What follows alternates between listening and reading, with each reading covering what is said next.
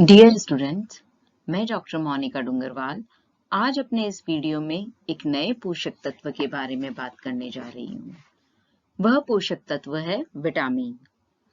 19वीं सदी के पूर्व तक वैज्ञानिकों को पौष्टिक तत्वों में केवल कार्बोहाइड्रेट, प्रोटीन, वसा, खनिज लवणों के बारे में ही जानकारी थी। तब विटामिन के बारे में किसी को कुछ भी जानकारी नहीं थी। यद्यपि बेरी-बेरी, रिकेट्स, स्कर्वी आदि रोगों से बचाव हेतु वैज्ञानिक निरंतर शोधरत थे तथा अनुसंधान कर रहे थे। सबसे पहले 1906 में कैम्ब्रिज विश्वविद्यालय के नोबेल पुरस्कार विजेता हॉपकिंस ने अपने प्रयोगों के द्वारा, अपने अनुसंधानों के द्वारा यह सिद्ध किया कि हमारे भोजन में प्रोटीन, जल, कार्बोहाइड्रेट, वसा तथा खनिज लवणों के साथ साथ कुछ कार्बनिक यौगिक भी उपस्थित होते हैं, जो कि हमारे शरीर के लिए नितांत आवश्यक होते हैं, जिससे हमारा शरीर स्वस्थ, निरोगी व चुस्त बना रहे। काफी सारे अनुसंधान और प्रयोगों के बाद यह ज्ञात हुआ कि यह जो पोषक तत्व या जीवन आवश्यक तत्व है, यह हमारे वृद्धि और विकास के लिए बहुत ही जरूरी होता है। इन आवश्यक तत्वों का नाम एसेसरी फूड फैक्टर्स रखा गया। अब हम बात कर रहे हैं विटामिन की कि जब हमें पता चल गया कि एसेसरी फूड फैक्टर कुछ हैं जिनकी कि हमें आवश्यकता होती है, वसा, कार्बोहाइड्रेट, प्रोटीन, खनिज लवण के अलावा, तो विटामिन जो होते हैं वह सक्रिय कार्बनिक तत्व होते हैं जो हमारे शरीर के उत्तम स्वास्थ्य के लिए अति आवश्यक होते हैं। यद्यपि शरीर में इनकी अल्प मात्रा में आवश्यकता होती है, फिर भी यह हमारे शरीर की वृद्धि, विकास, तंदुरुस्ती, चुस्ती और हमारे शरीर को फुर्तीला बनाए रखने के लिए बहुत जरूरी होते हैं। विटामिन शरीर को विभिन्न रोगों से सुरक्षा प्रदान करते हैं तथा शरीर की विभिन्न क्रियाओं को नियमित एवं नियंत्रित करने का कार्य करते हैं। शरीर के अस्थियों, दांतों, त्वचा, बाल, आंखों आदि अंगों के उत्तम स्वास्थ्य के लिए यह विटामिन आवश्यक होते हैं। विटामिन शब्द का प्रयोग सबसे पहले कैसिमर फंक नामक वैज्ञानिक ने किया था और यह सन 1912 में किया गया था। विटामिन जो शब्द है, इसका शाब्दिक अर्थ होता है जीवन देने वाला। विटामिन शब्द जो है वाइटल अमीन वर्ड से बना हुआ है बच्चों। बाद में इसमें ल को छोड़कर जो वाइटल जो वर्ड था उसमें ल को हटा दिया गया और इसका नाम रखा गया विटामिन। बाद में विटामिन जो शब्द है वो लोकप्रिय होने लगा और धीरे धीरे धीरे इस विटामिन में से ई शब्द को भी हटा दिया गया और फाइनली हम इसको बोलने लगे विटामिन। विटामिन जो है जितने भी तरह के हैं, उन सब का जो शुरुआत है वह अंग्रेजी अक्षर से या उसके अल्फाबेट से होती है, जैसे हम आगे देखेंगे, जैसे कि ए, बी, सी, डी, ई, के आदि। अब हम बात कर रहे हैं विटामिन की परिभाषा क्या है या इसको डिफाइन कैसे करेंगे, किसे हम विटामिन कहेंगे।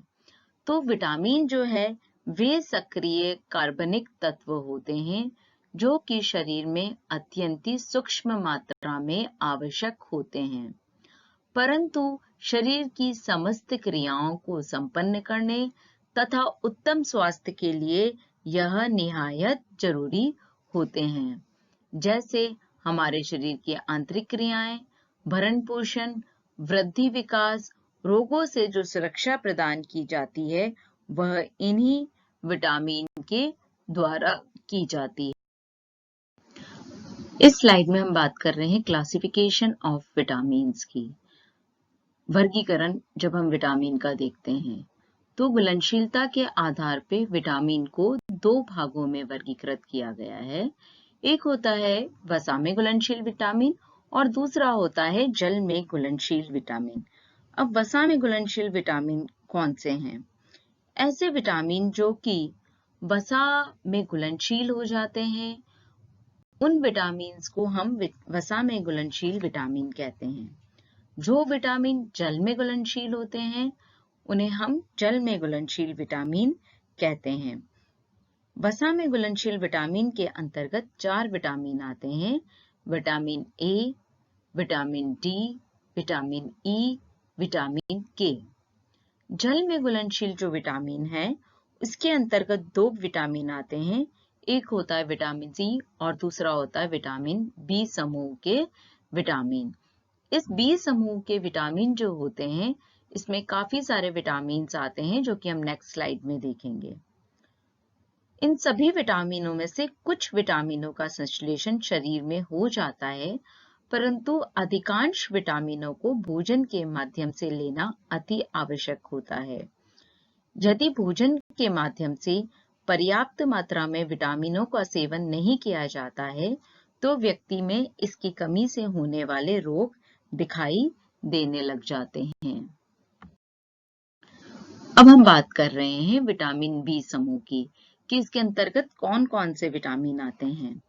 तो इसमें दिया गया है विटामिन B1 या थायमीन, विटामिन B2 या राइबोफ्लेविन, नियासिन या निकोटिनिकम, पेरिडॉक्सिन जिसे कोई विटामिन B6 भी कहा जाता है, पैंटोथेनिक अम्ल जिसे B5 कहा जाता है। इसके अलावा बायोटीन, कोलिन, फॉलिक अम्ल, इनोसिटॉल, पैरा अमीनो बेंजोइक अम्ल, विटामिन B12 या इसे हम साइनोकोबाल अमीन भी कहते हैं। इस स्लाइड में हम बात कर रहे हैं विटामिन की नाप की इकाई या हम कहते हैं यूनिट ऑफ विटामिन। विटामिन जो होते हैं जनरली वह किस तरह का विटामिन है? वसा घुलनशील विटामिन है या जल में घुलनशील विटामिन है? जो वसा में घुलनशील विटामिन होते हैं उनको हम अंतरराष्ट्रीय इकाई में नापते हैं, यानी कि इंटरनेशनल यूनिट, या हम इसको शॉर्ट में IU बोलते हैं। जबकि जल में जो घुलनशील विटामिन होते हैं इसकी मात्रा या इसकी जो नाप की इकाई है वह मिलीग्राम होती है। आजकल वसा एवं जल घुलनशील विटामिनों को माइक्रोग्राम में नापा जाता है। अब इसके बीच में जब हम रिलेशन देखते हैं तो हम देखेंगे कि 1 मिलीग्राम जो होता है वह 1000 माइक्रोग्राम के बराबर होता है, और यह 1 मिलीग्राम या 1000 माइक्रोग्राम जो है वो 40,000 या 40,000 IU या इंटरनेशनल यूनिट के बराबर होता है। यानी 1 माइक्रोग्राम जो है वो 40 IU के या इंटरनेशनल यूनिट के बराबर होगा। इस स्लाइड में अब हम सबसे पहले शुरुआत करने जा रहे हैं विटामिन ए के बारे में। यह हमारा सबसे पहला विटामिन है जिसकी की वैज्ञानिकों द्वारा खोज की गई थी। यानी विटामिनों की खोज में सबसे पहले विटामिन ए की खोज की गई थी। विटामिन ए केवल प्राणिज भोज्य पदार्थों में पाया जाता है। वनस्पति भोज्य पदार्थों के अंतर जो है वह कैरोटीनॉइड्स पाए जाते हैं, जो कि मानव शरीर में जाकर विटामिन ए में परिवर्तित हो जाते हैं। कैरोटीनॉइड्स को इसी कारण से प्रोविटामिन ए भी कहा जाता है।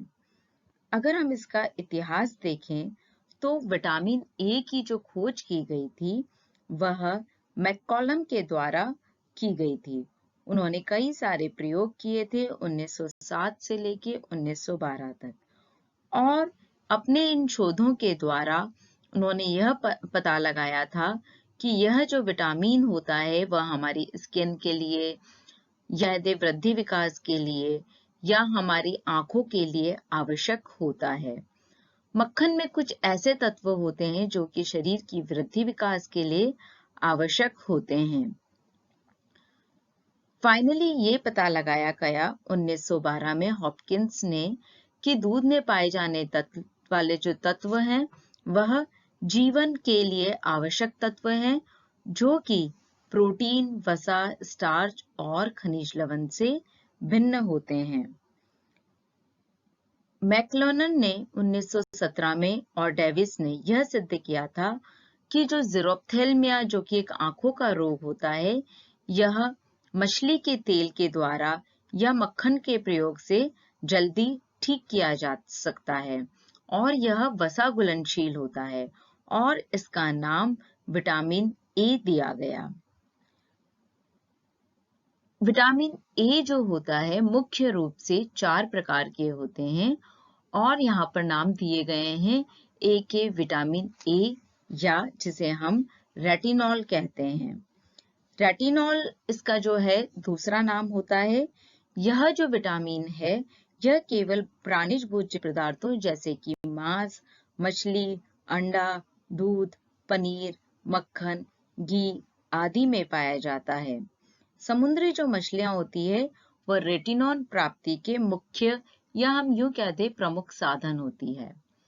दूसरा जो नाम है वो है विटामिन ए एल्डिहाइड। इसे हम रेटिनल भी कहते हैं। यह आंखों के रेटिना के रोड्स तथा कोन्स में रोडोप्सिन और जो आयोडोप्सिन पिगमेंट होता है उसके अंदर उपस्थित होता है। या हम ये कह दें जो हमारे रोड्स एंड कोन्स है जिसके अंदर की रोडोप्सिन आयोडोप्सिन पिगमेंट है उसके अंदर जो विटामिन ए है वह एल्डिहाइड फॉर्म में है और इसका दूसरा नाम है रेटिनल और यह आंखों को दृष्टि प्रदान करने में सहायक होता है। तीसरा है विटामिन ए1 या रेटिनोइक अम्ल। इसका निर्माण शरीर में ही होता है और यह हमारे शरीर की शारीरिक वृद्धि के लिए और विकास के लिए नितांत आवश्यक होता है। अब हम बात कर रहे हैं विटामिन ए2 की। यह केवल जो मछलियां जो कि ताजे पानी में पाई जाती है उसके अंदर उपस्थित होता है। यह विटामिन कम क्रियाशील होता है और यह जो विटामिन है यह विटामिन की भूमिका भी कम ज्ञात हुई है अभी तक। विटामिन ए1 या जो रेटिनॉल है वह सर्वाधिक क्रियाशील होता है और जो आंखों के स्वास्थ्य तथा प्रजनन में महत्वपूर्ण भूमिका निभाने का कार्य करता है। अगर इसकी रासायनिक विशेषताओं को देखते हैं तो विटामिन ए जो होता है यह हल्के पीले रंग का रवेदार प्राणिज भोज्य पदार्थों में पाया जाने वाला एक विटामिन है।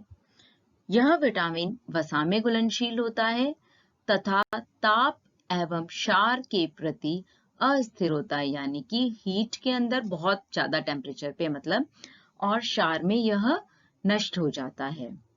उच्च ताप, ऑक्सीजन की प्रचुर मात्रा, पराबैंगनी किरणों, रैंसिड जो फैट है मतलब ऐसा फैट जो कि खराब हो गया है और रैंसिड फैट को मैंने आपको फैट के अंदर भी समझाया है, उस समय पर यह नष्ट हो जाता है। यह जो विटामिन होता है यह अंतर्राष्ट्रीय इकाई या इंटरनेशनल यूनिट में नापा जाता है। एक जो इंटरनेशनल यूनिट होती है वो 0.6 माइक्रोग्राम के बराबर होती है। अब हम बात कर रहे हैं कैरोटीन की। हमने कहा कि यह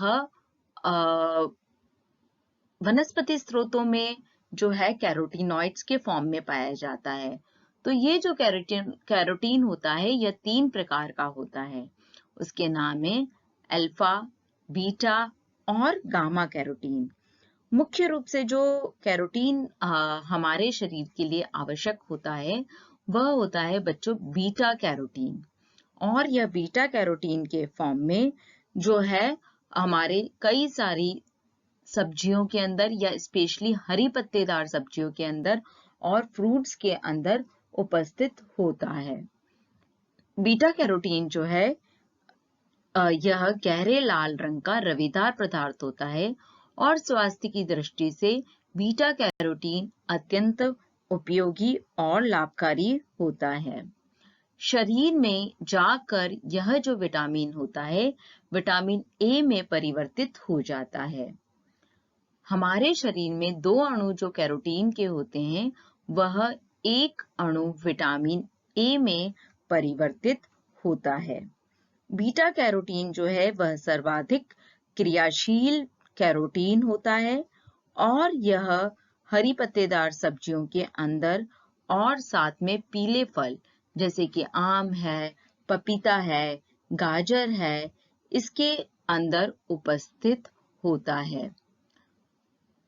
यह विटामिन जो है यानी विटामिन ए जो है हमारे शरीर में क्या कार्य करता है, इसकी कमी से क्या रोग हो जाते हैं, इसकी क्या रिक्वायरमेंट है, इसकी बात हम नेक्स्ट वीडियो में करेंगे। और इसके साथ हमारा विटामिन और इंट्रोडक्शन या परिचय जो थोड़ा सा है विटामिन ए का वह समाप्त होता है। थैंक यू बच्चों।